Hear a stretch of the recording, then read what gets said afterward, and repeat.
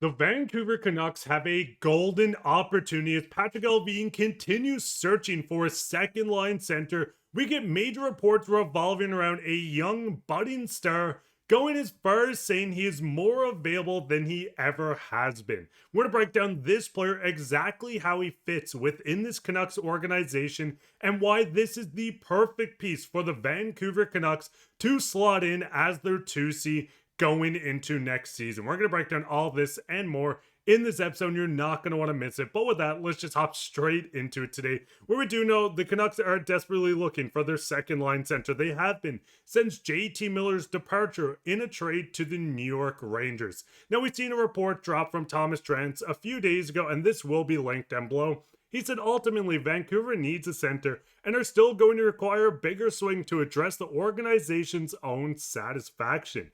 And the most likely come from this is in a trade. Now, with the Canucks, we know they have Filip Hronek. There's a lot of question marks surrounding him. I think Hronek is great, but I don't know if this organization is comfortable trying to make a push to the playoffs with Filip Hronek sitting at the 2C. With the center position, it's kind of up in the air. We know Teddy Blueger, Aatu Räty are not ready to make that jump. Blueger is a bottom six player, and Aatu Räty is still very young.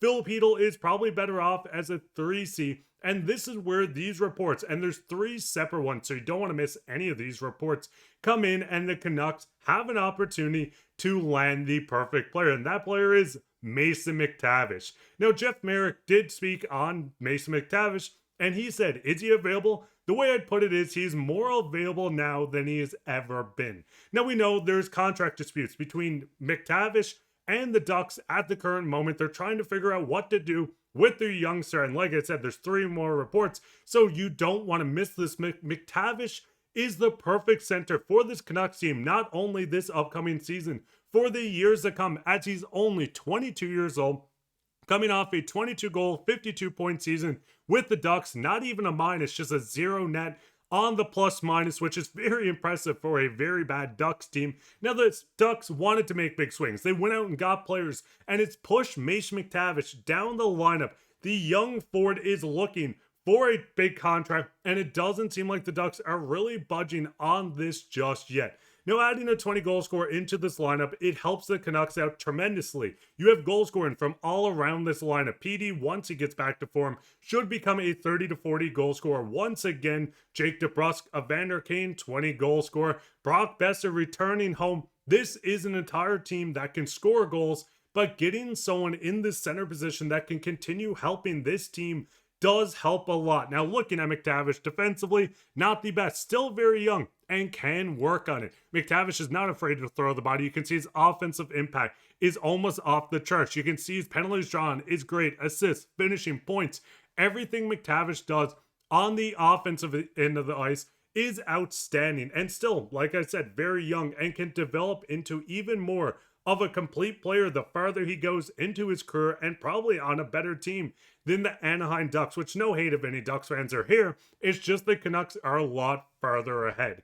Now, going into even more, everyone's favorite, Frank Seravalli, goes in to say, I think a change of scenery would be good for him. I think there's a lot of teams that are interested. Some teams have tried to work on an offer sheet. Now, there's a lot to look at when coming into an offer sheet. With the Canucks and Mason McTavish. McTavish from Scotiabank, shout out to them, by the way, doing awesome projections on everyone's contract, has McTavish at a 5-year, basically $1 million contract. You can see the comparables, which is actually Filip Hronek in 22-23. We know the cap is rising, so with these contracts, it might look a little lower, but we know the cap is going to jump. 22 years old, if you can lock him up until 27, this is outstanding. If you have to offer him 6 to 7 million, this is perfect.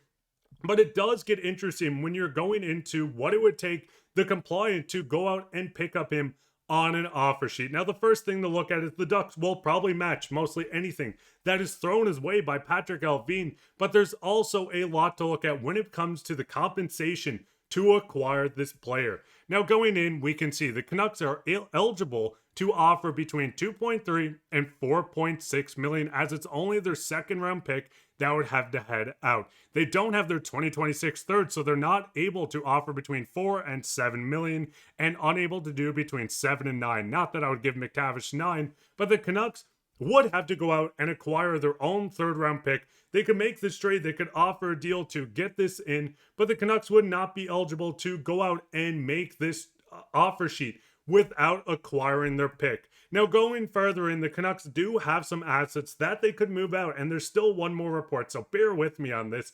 But with the Canucks, they do not have a lot of draft capital gone the other way. We know all their fourth round picks this summer, fourth moving Shilovs, moving Dakota Joshua, bringing in fourth round picks. They don't have a second next season. They don't have a third this upcoming season. So with the Canucks, they could throw a couple of first round picks. They could throw prospects, but it's going to cost a lot to pry this young star out of Anaheim, or is it? Now, going into this, we know the Canucks would have to clear up cap space. This is what they've been doing all summer. Dakota Joshua cleared up room so the Canucks could have $3.2 million. Moving on from Teddy Bluger would clear up another $1.8. If you want to center a deal around Filip Hronek to still give a young player back to the Ducks, this would clear up exact enough room. But the Canucks do need to look into the future, what it would cost to fill out the rest of the team, though everyone is pretty much signed, minus Evander Kane long term. But it does go straight into David Pagnotta's comments on this as well.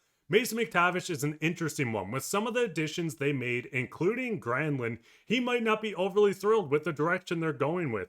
It's not that Anaheim's shopping him, but teams have been poking around. Now, if the Canucks are looking for a second-line center, and there is a second-line center, there is without a doubt that Patrik Allvin has picked up the phone, called Pat Verbeek, and said, hey, what is it going to take? We want this kid. We want him within the organization. Now, with the Ducks, it does get interesting. We know how impactful Mason McTavish can be with an organization, but looking through the depth chart, and listen, this is not Ducks Digest. Go check that out, actually. But the big thing is, they did make moves. Granlund comes in as their second-line center or third line, but you're paying a lot for a third-line center. Cutter Gauthier is a guy that can slide over to the center position. Their number one center, their future center, and Leo Carlson, Ryan Strome signed. Ryan Poland came over and back in the Trevor Zegras trade. I know too much about hockey, but the big thing is, looking at this lineup, there is not a lot of room to dish out a huge long-term deal to Mason McTavish. Will they do it? They could. They'd still have $25 million.